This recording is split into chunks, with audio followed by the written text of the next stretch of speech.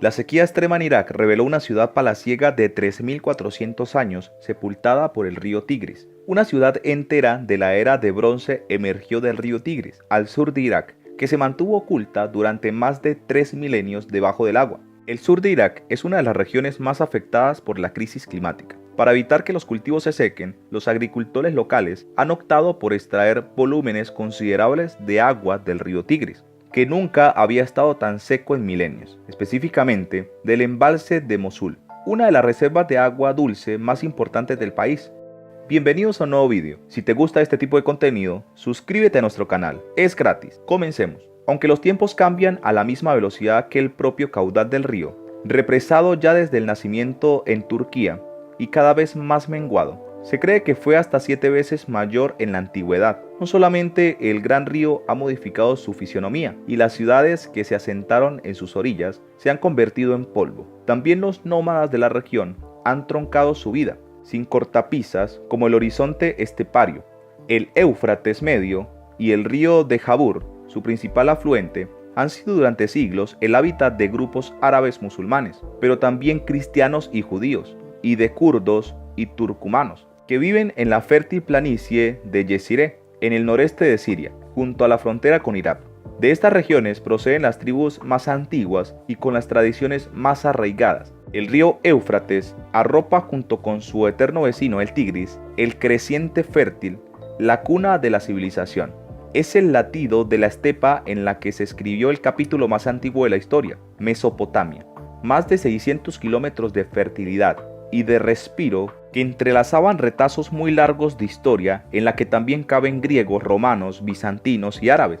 Aquí vivió la mítica reina Zenobia, que luchó contra la dominación romana, y aquí se habría de crear el reino de Mari, que duró casi un milenio. Muchos siglos más tarde, Harun al-Rashid, el califa bagdadi de las 1001 noches, construyó una ciudad más propia de los sueños que de la realidad, Raqqa. Miles de años que ahora se escurren en la memoria de los pueblos como las aguas mermadas de uno de los dos míticos ríos que acuñaron a la civilización. Hoy, los grandes embalses de Turquía, con el de Ataturk a la cabeza y el de Asab al norte de Siria, abastecen de energía y agua a los habitantes del valle, pero ponen también en peligro su caudal, que disminuye a medida que el río se encima hacia su destino final, Irak.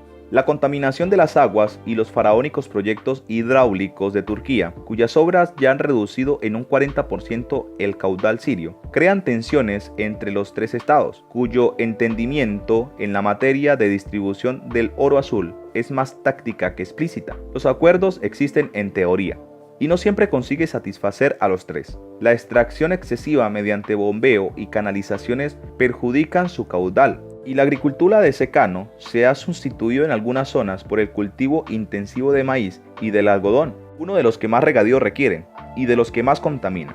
Aún así, el Éufrates sigue desamparando belleza y ensoñación a quienes se disponen a recorrerlo. La gran arteria tonificada, el paisaje árido del noreste sirio, y siembra las poblaciones ribereñas de pequeñas eras plantadas de sandías y de melones, viñas y cereales. Bien regalan su abundancia a quienes aún pescan con artes tradicionales. Por la sequía intensa que está sufriendo el río Tigris, una ciudad construida hace 3.400 años, apareció al sur de Irak. Al centro de esta, los arqueólogos de la University of Tübingen encontraron un palacio antiguo perfectamente conservado, bajo el cobijo del río Tigris.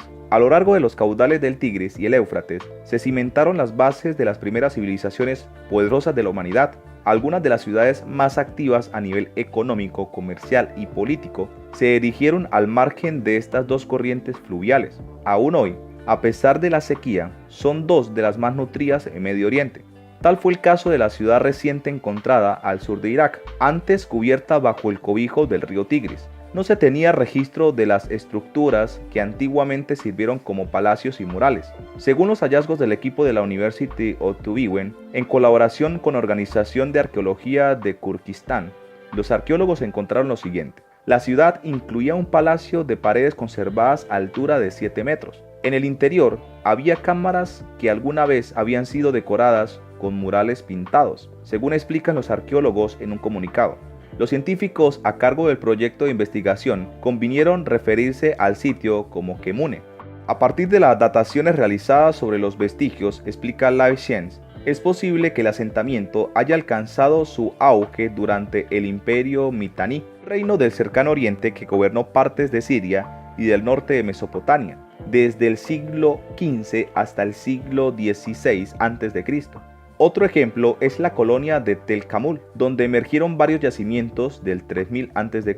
y 4000 a.C. Estos yacimientos habían sido explorados antes de que se llenase el embalse en el marco de una campaña internacional para salvar el patrimonio que iba a ser cubierto por las aguas tras la construcción de la presa.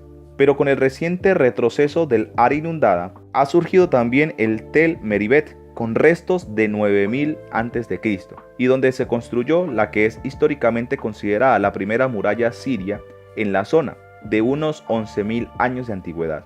Por la sequía emergió una antigua ciudad, un extenso complejo urbano que controla gran parte del norte de Mesopotamia y Siria, la ciudad de Sajico, centro cultural del antiguo reino Mitanni, desarrollada entre los años 1550 y 1350 a.C., se sumó a los sorprendentes tesoros arqueológicos que reaparecieron en Kurdistán iraquí, a orillas del embalse de la presa de Mosul. Según los especialistas, aparecían tal vez en antiguos textos babilónicos, pero se desconocía su ubicación exacta. Esta ciudad resurgió de las aguas por primera vez en el año 2018, cuando los investigadores lograron mapearla. Con el avance de los años y la profundización de la sequía, a principios de este 2022 se analizó mucho más. Hallaron edificios residenciales y administrativos, un lugar para la fundición de metales, una fortificación masiva con muros de hasta 6 metros de ancho con torres, un edificio de almacenamiento monumental de varios pisos y un complejo industrial.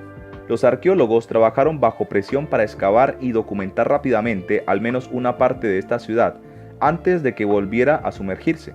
Quedaron impactados por el buen estado de conservación de las paredes de ladrillo de barro, secados al sol, que estuvieron bajo el agua durante más de 40 años.